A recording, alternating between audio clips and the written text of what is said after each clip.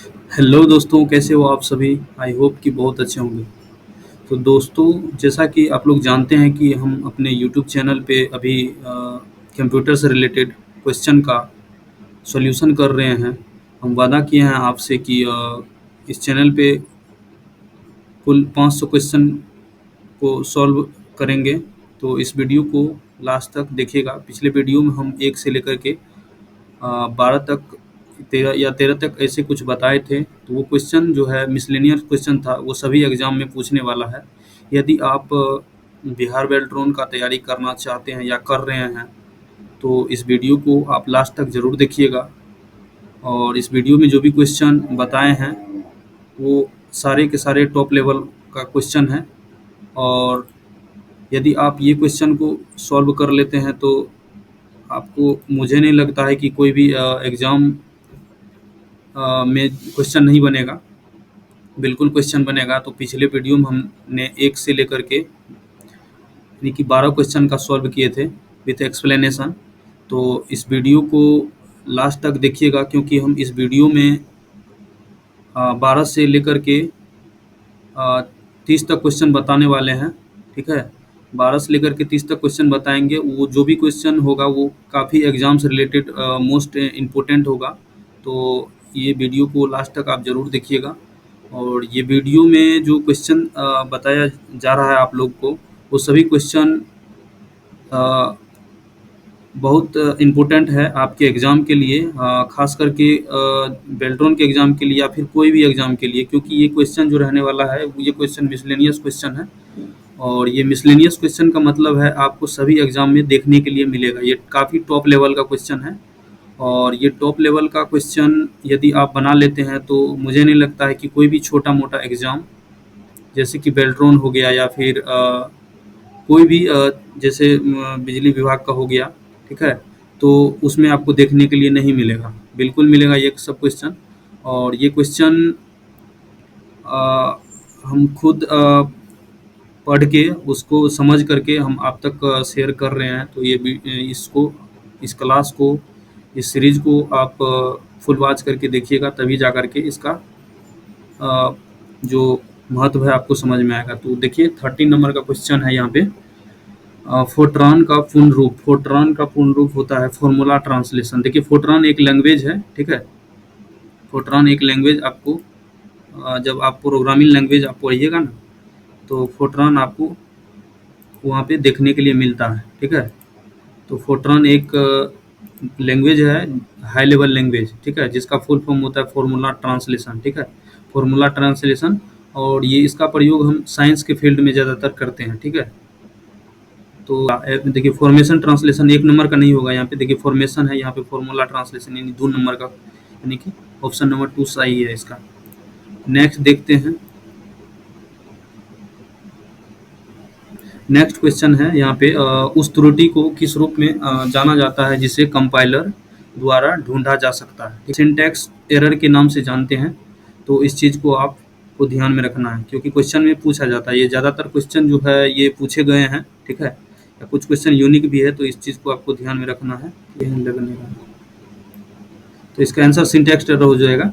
तो next question 15 number का देखते हैं। एक कंपाइलर हाई लेवल प्रोग्राम को लो लेवल प्रोग्राम में रूपांतरण करता है, जिसे किस रूप से जाना जाता है। तो ये ऑब्जेक्ट कोड के नाम से जाना जाता है, ठीक है। ये ऑब्जेक्ट कोड के नाम से जाना जाता है। इस चीज़ को आपको ध्यान में रखना है।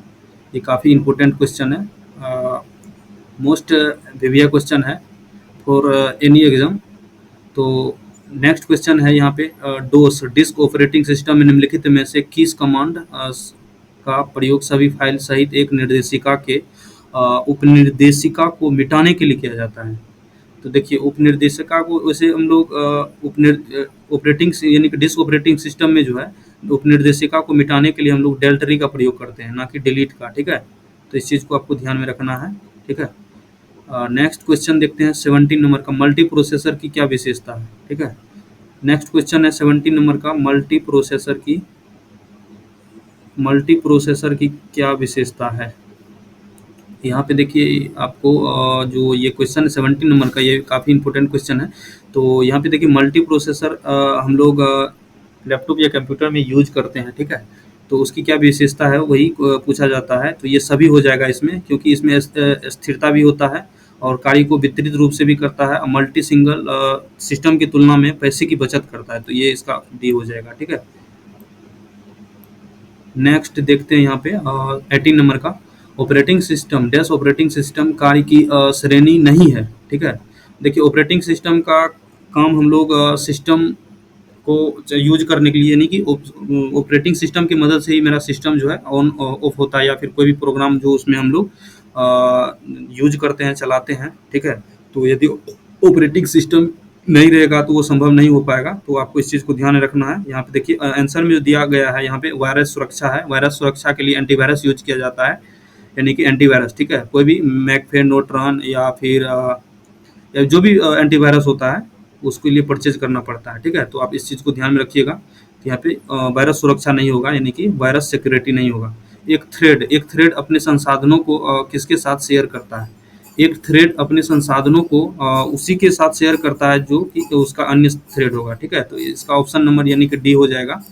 एक थ्रेड अपने संसाधनों को किसके साथ शेयर करता है, यानी कि उसी के साथ शेयर करेगा जो उसका अन्य थ्रेड होगा, ठीक है। नेक्स्ट क्वेश्चन यहाँ पे देख लेते हैं। यहाँ पे multi programming system, multi programming system क्या है, ठीक है। मल्टी प्रोग्रामिंग सिस्टम हर ऑप्शन को तेजी से निष्पादित करता है, यही हर काम को तेजी से नहीं। यहाँ पे देखिए ऑप्शन नंबर इसका डी हो जाएगा, ठीक है।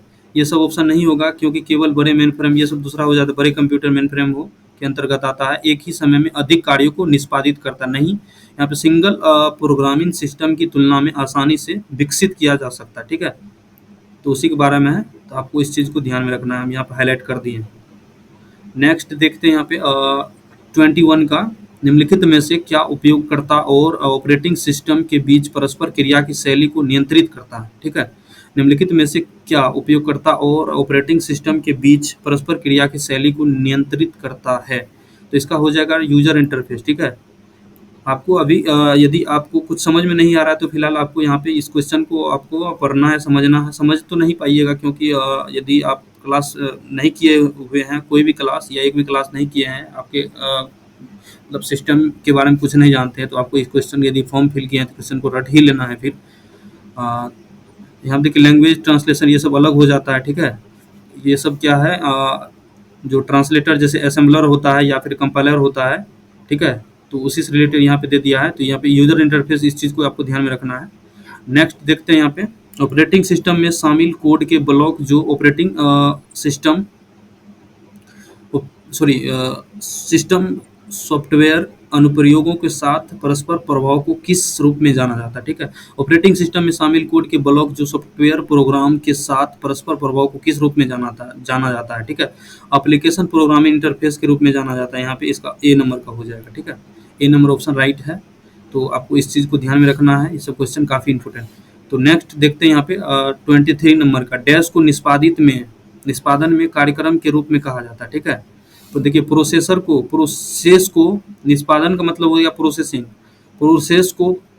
प्रोसेसिंग में कार्यक्रम के रूप में कहा जाता है, ठीक है।